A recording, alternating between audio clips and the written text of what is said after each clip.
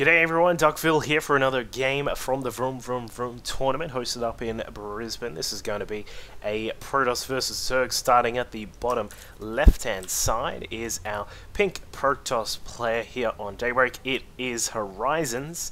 His opponent up at the top right is going to be our orange Zerg. Sorry, I had to think there for a minute. I just wasn't sure what color that was. I am like partly colorblind, so that sort of explains that.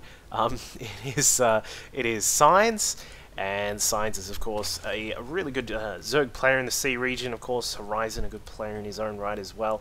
Looking to get a win here in the tournament. I believe this was in the upper brackets somewhere around sort of midway through the day at the tournament, of course, which was hosted at the VroomVroomVroom offices in over in Chermside. So we were having quite a lot of fun there, and of course thanks again to the guys for hosting the event. It was quite a lot of fun. One of the best sort of LAN events that I've been to in a little while, especially for a low-key one. It was not as if there was you know, sort of heaps and heaps of massive amount of people or you know, lots of investment going into it. Just a low-key thing for the local folks in Brisbane, and we had a whole lot of fun. So Horizons has actually started out with a very interesting wall. Normally you wouldn't see people go for what I'm assuming is going to be a Nexus-based wall in, where you use the Nexus as part of the wall, and then of course like a gate and a forge here to hold up that area.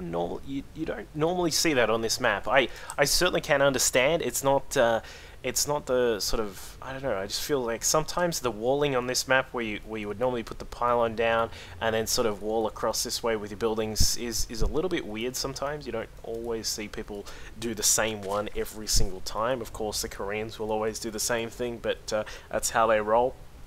But Signs is going to go and try and get his natural expand down. Does, with the help of a second drone, does get it up. The hatchery is going down, and it looks as if he'll then scout after that. But Horizon's being very careful with his scouting probe. He's done a little bit of pressure. He's now going to make sure that the third base does not get down easily. Of course, this has been a very common tactic with the dawn of the very quick third base from Zerg players. One of the best ways to respond to a forge fast expand, which is extremely common on this map. However, he can obviously get stopped by that probe, which is going to sit down here at the third base. He is going to be intercepted by this drone. Of course, if these two guys battle, the drone will win because the probe has already taken quite a lot of its HP damage here. So he's just going to be here to try and deny it as much as possible. We'll see if Horizons gets it out in time. Yes, he does, and he does even get a pylon down as well. So, and the probe escapes, which is pretty good stuff. So, keeping the probe alive, keeping the third base from going down too quickly, but a few lings have been created already from side, so he's definitely going to be able to get that hatchery down in a moment as well. Horizons continuing on with his very, I'm not going to say weird, I'm just going to say it's an interesting way of doing the wall. It looks as if we've got the gateway here, which is going to help out with the walling. There is a little bit of space here for a unit to get out through this way, I believe it is. And then I would assume that we're going to get a cybernetics core just down in this position here to help finish off the rest of that wall. So it is still a really nice wall. There are no pylons that are exposing it, at least. I think that's a really good benefit of the way that it's walled here. I suppose the one weak spot would be this sort of area where, depending on how you'd walled it off, you would really hope that you're very vigilant with your positioning on zealots and that kind of thing, just to make sure that it is fully sealed. But he's just scouting around, does confirm that the third hatch has gone down. Signs, meanwhile, continuing to drone up at the moment. He's currently sitting at a total of 23 drones. It's going to boost up in a second once the 7 that are in construction complete. And I think we're going to see something along the lines of perhaps a roach-based play. We'll have to see. It's really dependent on, of course, what tech is the tech of choice once the lair completes, but the drone's continuing to scout out inside the main, sees that we've got double gas here, and then also the Overlord across to the side is also just checking out what's going on, just getting a quick peek in at what's going on inside the natural expand, sees that there is still no gas here, so it's unlikely to be an early very heavy robo-based play or anything along the lines of DTs, unless he's sort of really skimping out on them at the moment.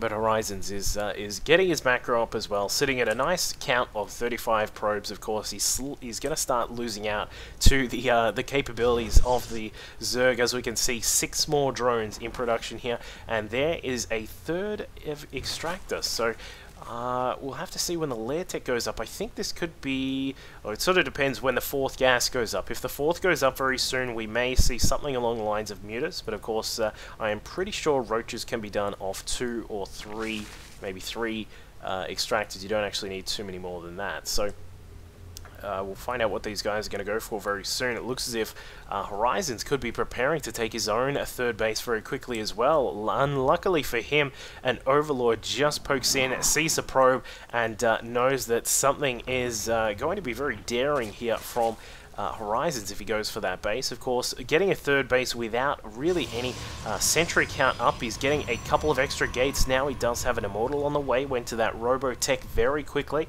but still only has a very small count of units out of the map. There was a Zealot which I think pushed in across to the tower, but was not able to secure it too long because a few more Zerglings came out. 9 more drones just finishing up there, as we can see on the production tab for Signs, so he's really kicking up that count. The 3rd and 4th gas are now done for Horizons as well, and in fact, 8, wow, so both these players getting up their gas, and Signs has gone up to the 5th and the 6th extractors as well. I am pretty sure we are going to see some muta play here from Signs once he gets his tech prepared, and there it is, a Spire going down. So seeing what his opponent's going to do, of course a 3rd base, a very quick 3rd base like this from a Protoss means that they're going to, they're not going to be able to invest as much in the tech, so they're going to have very basic units. You're going to have, your basic gateway units that are here, the Twilight Council only just going down now, and his investment into that sort of that tech that can stop mutas will be a little bit delayed, because you're either going to have to spend a lot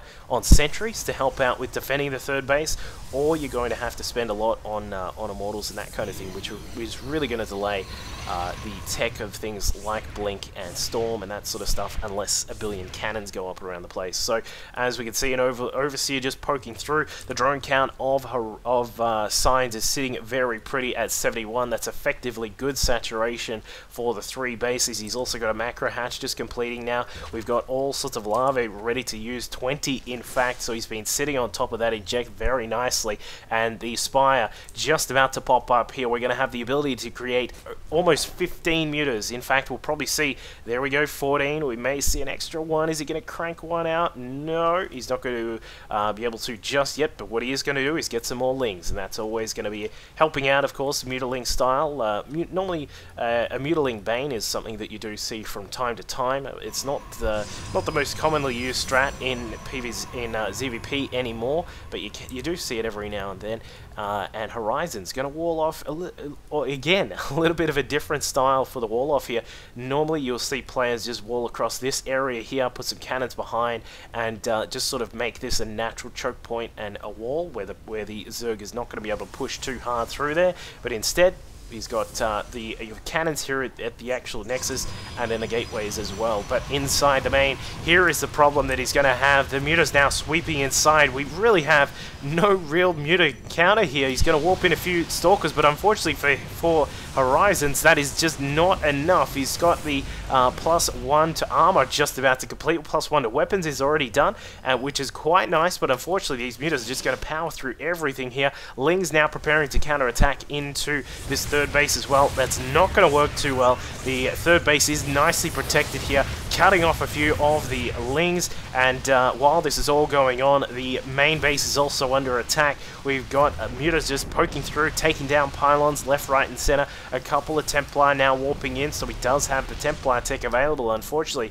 he's not going to have any energy or the actual Storm research done. As we can see, that is not even started yet, but Signs is going to be all over this map in a second here, and he's actually taking a 4th base behind all of this, so he's going to be in a very nice position. So the probes coming back to work, unfortunately a little bit too early for them. They're going to have to head back home again. The muta's now popping through, just being forced back. The Archon, which is now in the mix, is going to be a very interesting proponent of this battle, because of course if the mutas group up a bit too much, which they naturally tend to do, the Archon splash will absolutely annihilate them. But I think Signs may be preparing to bust through just straight through the natural here. There isn't actually too much to defend. A second cannon going down, not going to do anything at all. The Immortals trying to do what they can to take care of the Lings, but of course Lings, a great counter to the Immortals, getting straight through, and now doing all sorts of damage to this natural expand. Signs just trying to target it down as fast as he can. The Archon coming through, Pimp Fist going up, but not fast enough, and the natural goes down. So Signs is doing a really good job of doing some harassment here. Storm Tech is only halfway done. There's still quite a while to go, and more drones are being pumped out here from Signs, so he's really just boosting up that economy as swiftly as he can.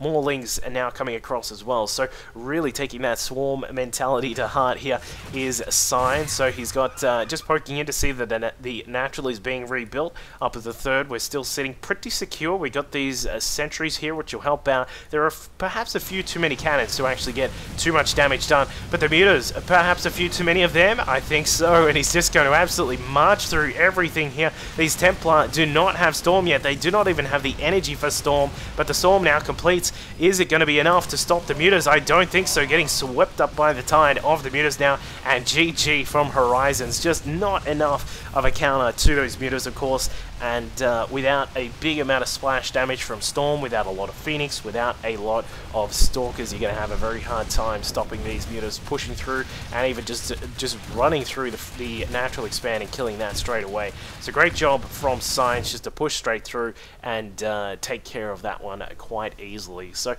was a really good game. I hope you guys enjoyed that one. I'll catch you all next time. Cheers.